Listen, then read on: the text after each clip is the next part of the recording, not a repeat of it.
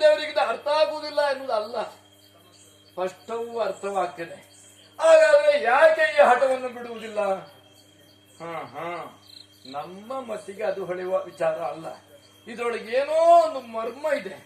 ಹಾಗಾಗಿ ಇದನ್ನು ಹಠ ಹಿಡಿದು ಕುಳಿತುಕೊಳ್ತಾರೆ. ಹಾಗಾದ್ರೆ ತಂದೆ ಆಜ್ಞೆ ಅಲ್ಲ, ರಾಜ ಅಂತ ಒಪ್ಪಿಕೊಂಡ್ರೆ ನಮ್ದು ಆಜ್ಞೆ, ನಾನು ಮಾಡಬೇಕಾದ ಕರ್ತವ್ಯ. ಬಿಡಿ, ಮರಣವು ಮಹಾನೋಮಿಯು, ಅದಕ್ಕೆ ನಾನು ಅಂಜುವನಲ್ಲ. ಅತಿಕಾಯನ ಸಾವಾಯ್ತು ಅಂದ್ರೆ ಪುನಃ ಹುಟ್ತಾನೆ ಅಂತ, ಇದನ್ನು ನಿಗ್ರಹಿಸಬೇಕು, ದಾಟಿ ಹೋಗ್ಬೇಕಂತಾರೆ. ಇದೊಂದು ಸುವರ್ಣಾವಕಾಶ ನನ್ನ ಪಾಲಿಗೆ ಬಂದಿದೆ ಅಂತ ತಿಳ್ಕೊಳ್ತೇನೆ. ಎಲ್ಲರೂ ಹೋದಾರೆ, ನಾನು ಹೋಗ್ತೇನೆ. ಓ ತಂದೆಯವರೇ,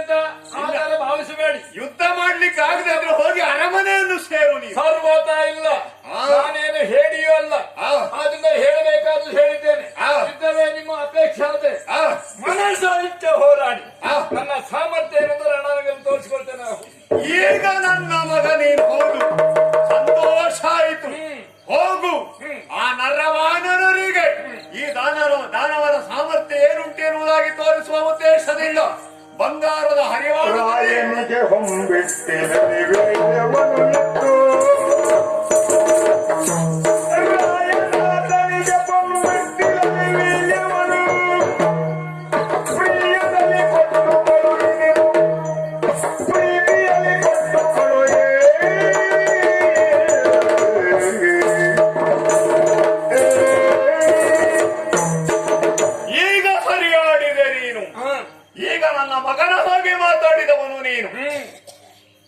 ಮನಸ್ಸಿನಲ್ಲಿ ಏನುಂಟು ಅದನ್ನು ನಿನ್ನಲ್ಲಿ ಹೇಳುವಂತ ಅಗತ್ಯತೆ ನನಗಿಲ್ಲ.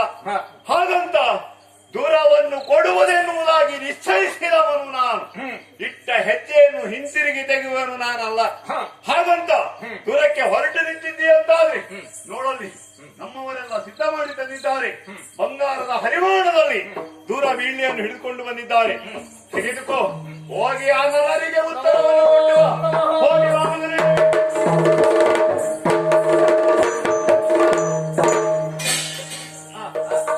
ತಂದೆಯವರಿಂದ ಅಪ್ಪಣೆಯನ್ನು ಪಡೆದಿದ್ದೇನೆ.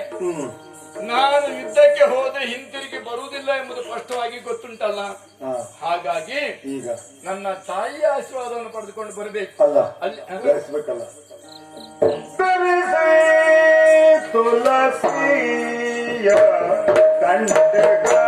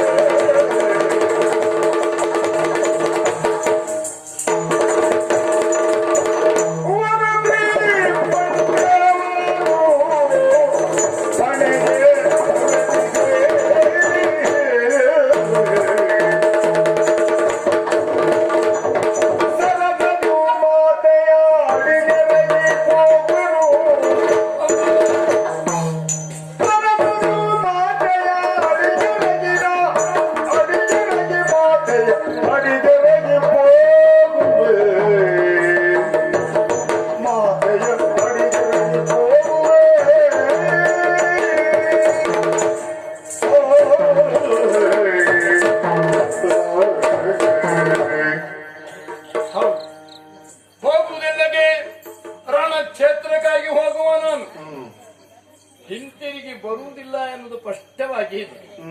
ಹೋಗುವ ಕ್ಷೇತ್ರ ಎಂತದ್ದು? ಶ್ರೀಮನ್ ನಾರಾಯಣ ಇರುವಂತಹ ಕ್ಷೇತ್ರ. ಹಾಗಾಗಿ ನಾನು ವೈಷ್ಣವನಾಗಿ ವಿಷ್ಣು ಭಕ್ತನಾಗಿ ನಾನು ಆಧರಿಸಬೇಕಾದ ಅದನ್ನಲ್ವಾ. ಹಾಗಾಗಿ ವಿಷ್ಣುವಿಗೆ ಬಹಳ ಪ್ರೀತಿಯಾದದ್ದು ತುಳಸಿ. ಒಂದು ತುಳಸಿ ಇಟ್ಟರು ಸಾಕು ಪ್ರಸನ್ನನಾಗ್ತಾನಂತೆ. ಹಾಗಾದ್ರೆ ತುಳಸಿ ಮಾಲೆಯನ್ನೇ ಹಾರವಾಗಿ ಮಾಡಿಕೊಂಡು ಆಮೇಲೆ ಲೋಕದಲ್ಲಿ ಮಾತುಂಟು, ಯಾವ ಕಾಲಕ್ಕೂ ಸಹ ವೈಷ್ಣವರಾದವರು ಗೋಪಿ ಚಂದನಾದಿಗಳು ಅಲ್ಲ ನಾರಾಯಣನ ಮುದ್ರೆಯನ್ನು ಇರಿಸಿಕೊಂಡು ಹೋಗುವುದು ಒಂದು ಪರಿಪಾಠ. ಅದು ಕೊನೆಯದಷ್ಟೇ. ಯಮದೂತರು ಸಹ ನಾರಾಯಣ ಮುದ್ರೆಯನ್ನು ನೋಡಿದ್ರೆ ತಿಂದು ಹೋಗ್ತಾರೆ ಅಂತ ಮಾತುಂಟು. ನಾನು ಹಾಗೆ ಮಾಡಬೇಕು. ಚಂದನಾದಿ ಲೇಪನಗಳನ್ನೆಲ್ಲ ಮಾಡಿಕೊಂಡು ಊರ್ಧ್ವ ಪಿಂಡವನ್ನು ಧರಿಸಿಕೊಂಡು ಶಂಖ ಚಕ್ರ ಗದಾ ಪದ್ಮ ಹಾಗೂ ನಾರಾಯಣ ಮುದ್ರೆಯ ಪಂಚಮುದ್ರಿಕೆಯನ್ನು ಧರಿಸಿಕೊಂಡು ನೇರವಾಗಿ ಹೋಗ್ತೇನೆ. ಎಲ್ಲಿಗೆ? ತಾಯಿ ತಲೆಗೆ ಹೋಗ್ತೇನೆ.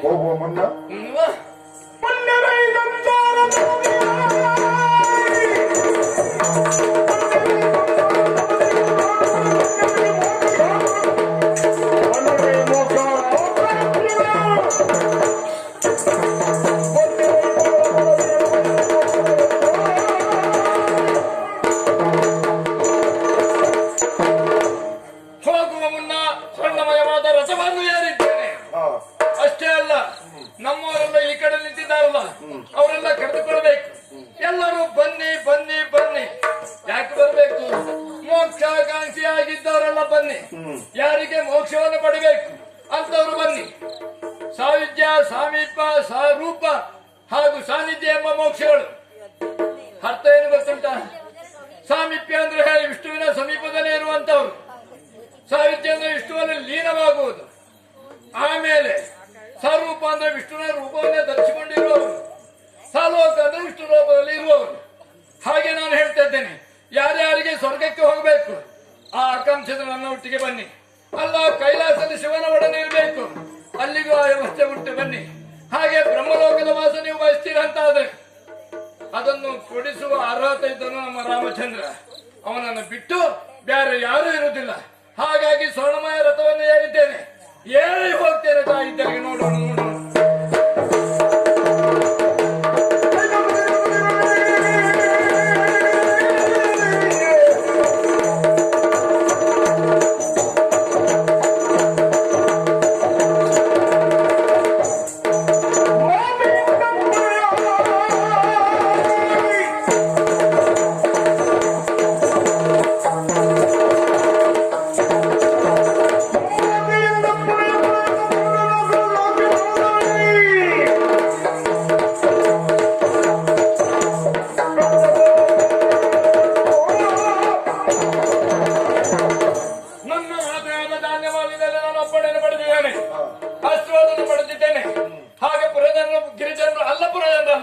ನಮ್ಮ ಪುರೋಹಿತರಿಂದ ಅಲ್ಲಿಗೆ ಮಂತ್ರಾಕ್ಷತೆ ಹಾಕಿಕೊಂಡಿದ್ದೇನೆ. ತಡ ಮಾಡುವುದಲ್ಲ. ರಣಕ್ಷೇ ದತ್ತನ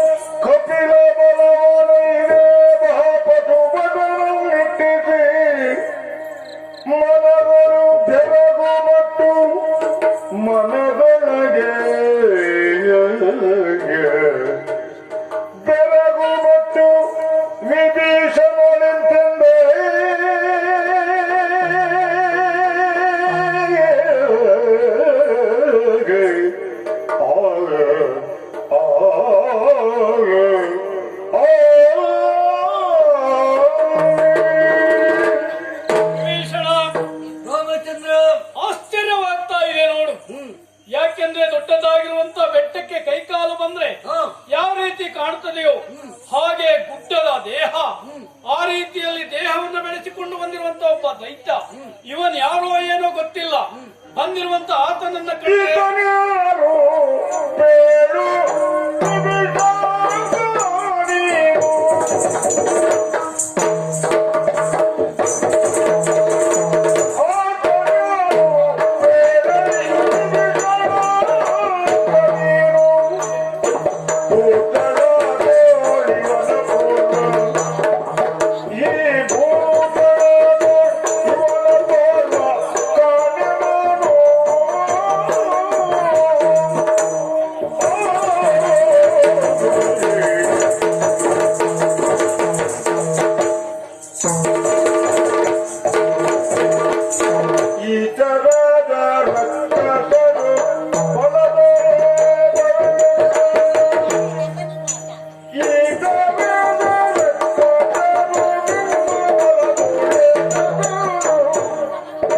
ಸೀತಾರಾಮ ಕೇಳಲಾಗಬೇಡ ಮಾತೊಂದು. ಸೀತಾರಾಮ ಕೇಳಲಾಗಬೇಡ ಮಾತೊಂದು.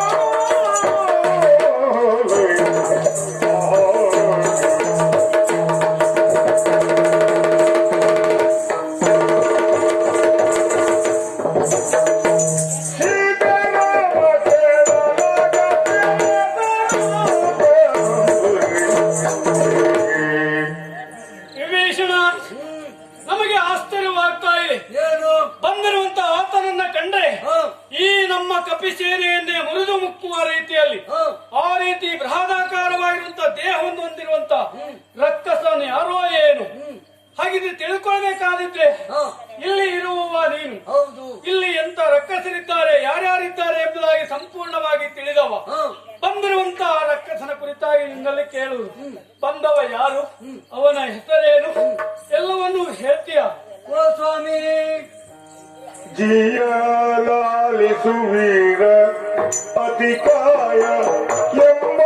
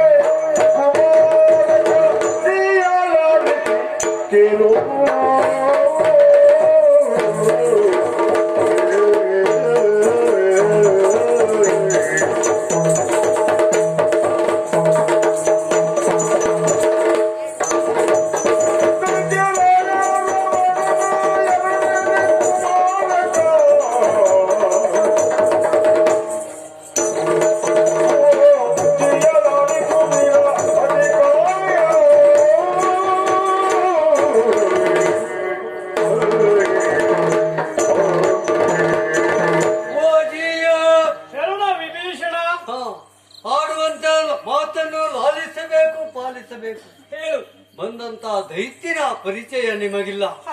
ಆದ್ರೆ ಇಲ್ಲೇ ಇದ್ದವ ನಾನು ಪರಿಚಯ ಉಳ್ಳವನು ಎಂಬಿ ಕಾರಣಕ್ಕಾಗಿ ನನ್ನನ್ನೇ ಪ್ರಶ್ನೆ ಮಾಡ್ತಿದ್ದೀರಿ. ಯಾರು ಏನು ಎಂಬುದಾಗಿ ಎಲ್ಲ ಸಂಪೂರ್ಣ ನನಗೆ ಗೊತ್ತು. ಹೌದು, ಈ ದೈತ್ಯನ ವಿವರ ತಿಳ್ಕೊಳ್ಬೇಕೆಂಬುದಾಗಿ ಆಸೆ. ಯಾರು ಬಂದವ? ಯಾರು ಬಂದವ ಸಾಮಾನ್ಯನಲ್ಲ, ಅತಿಕಾಯ, ದೊಡ್ಡದಾದಂತ ಕಾಯವುಳ್ಳವನು. ಇವನ ಹೆಸರೇ ಅತಿಕಾಯ ಎನ್ನುವುದಾಗಿ. ಯಾರ ಮಗ ಇವನು? ಲಂಕೆಯಾಧೀಶನಾದಂತ ರಾವಣೇಶ್ವರನ ಪುತ್ರ, ಎರಡನೆಯ ಮಗ, ಎರಡನೇ ಹೆಂಡತಿಯ ಎರಡನೆಯ ಮಗ. ಹೌದು ಅಂತ ಇವನು. ಇಷ್ಟು ಮಾತ್ರ ಅಲ್ಲ, ಇವನು ವಿಕ್ರಮಿ. ವಾಯುಜಾತನೊಂದು ಕಟ್ಟಿದಾತ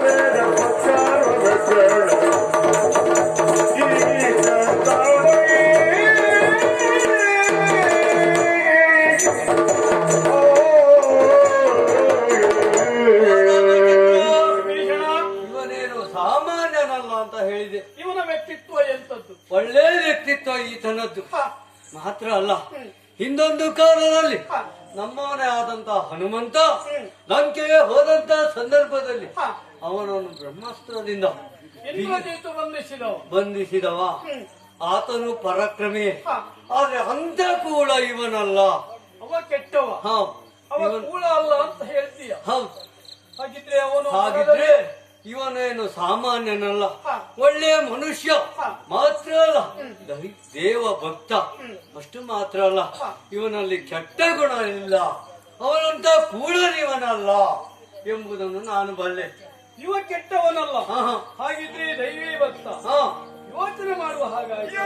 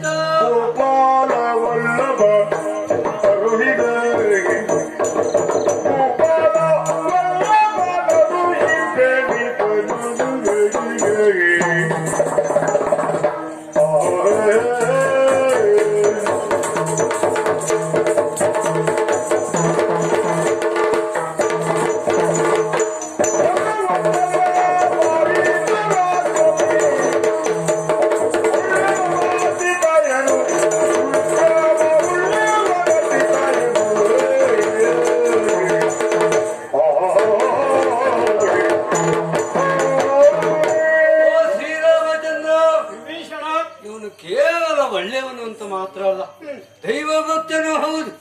ಆದ್ರೆ ಈತ ಪರಾಕ್ರಮದಲ್ಲಿ ಏನು ಸಾಧಾರಣವನಲ್ಲ, ಅತಿ ಬಲಾನ್ವಿತನೂ ಹೌದು, ಹಾಗೆ ದೈವ ಭಕ್ತನೂ ಹೌದು. ಇಷ್ಟರ ಮಟ್ಟಿಗೆ ನಾನು ತಿಳಿದವ. ಇವನ ಬಗ್ಗೆ ನೀವು ಹೇಳಿದಾಗ ನನಗೂ ಯೋಚಿಸುವ ಹಾಗಾಯ್ತು. ಈತನಲ್ಲಿ ಹೋರಾಟ ಮಾಡಬೇಕು ಅಂತಾದಿದ್ರೆ ನಾವು ಸ್ವಲ್ಪ ಬುದ್ಧಿಯನ್ನು ಉಪಯೋಗಿಸಬೇಕು. ಏನು ಮಾಡೋದು ನಾನೇ ಮುಂದಕ್ಕೆ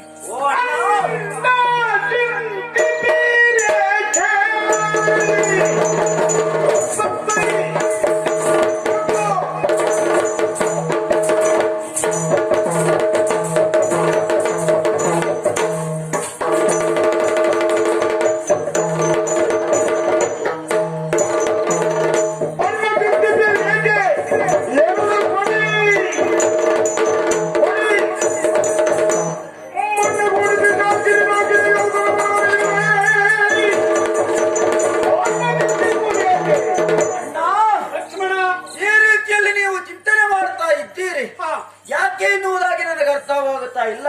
ವಿಭೀಷಣ ಹೇಳಿದಂತ ಮಾತಾದ್ರೆ ಏನು, ಅವನು ಬಲಾನ್ವಿತ ಎನ್ನುವ ಹಾಗೆ ನೀವು ಹೇಳ್ತಾ ಇದ್ದೀರಿ. ಆತನೇ ಹೇಳಿದಂತಹ ಮಾತು. ಆದ್ರೆ ಯಾವ ರೀತಿಯ ಬಲವ ಉಳ್ಳ ಅವನಾದ್ರೂ ಆದೀತು. ನಾನು ಅವನಲ್ಲಿ ಹೋರಾಡುತ್ತೇನೆ, ಅವನಲ್ಲಿ ಯುದ್ಧವನ್ನು ಮಾಡುತ್ತೇನೆ. ಯೋಚನೆ ಮಾಡು. ಈಗಲಾಗಲೇ ವಿಭೀಷಣ ತಿಳಿಸಿದ ಹಾಗೆ ಅವ ಸಾಮಾನ್ಯ ರಕ್ಕಸರಂತೆ ಅಲ್ಲ, ಅವನೊಬ್ಬ ಶರಣ ಶ್ರೇಷ್ಠ, ಮತ್ತೆ ದೈವಿ ಭಕ್ತನಾಗಿರುವಂತ ಆತನನ್ನ ಗೆಲ್ಲಬೇಕಾದಿದ್ರೆ ನಾವು ಸ್ವಲ್ಪ ಬುದ್ಧಿಯನ್ನು ಉಪಯೋಗಿಸಬೇಕು. ಅವನನ್ನ ಗೆಲ್ಲುವಲ್ಲಿ ನಿನಗೆ ಅಣ್ಣ ಅದ್ರ ಬಗ್ಗೆ ಆಲೋಚನೆ ಮಾಡ್ತಾ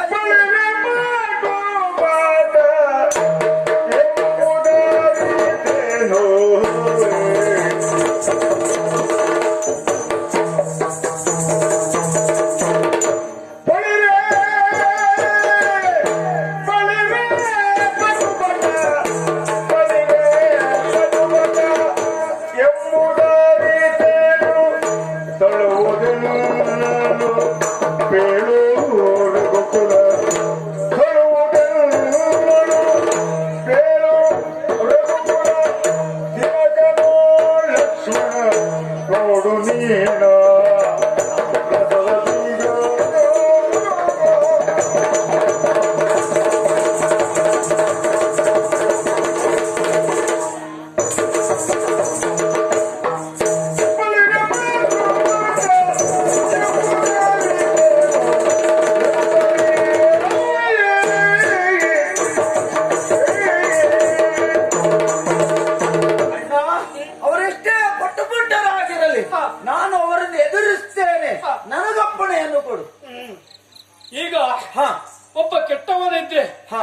ಆತನಲ್ಲಿ ಅಸುರಿ ಗುಣ ಮನ ಮಾಡಿದ್ರೆ ಹ ಆ ದೈತ್ಯನನ್ನು ನಮಗೆ ಎದುರಿಸುವುದಕ್ಕೆ ಕಷ್ಟವಾಗುವುದಿಲ್ಲ. ಹ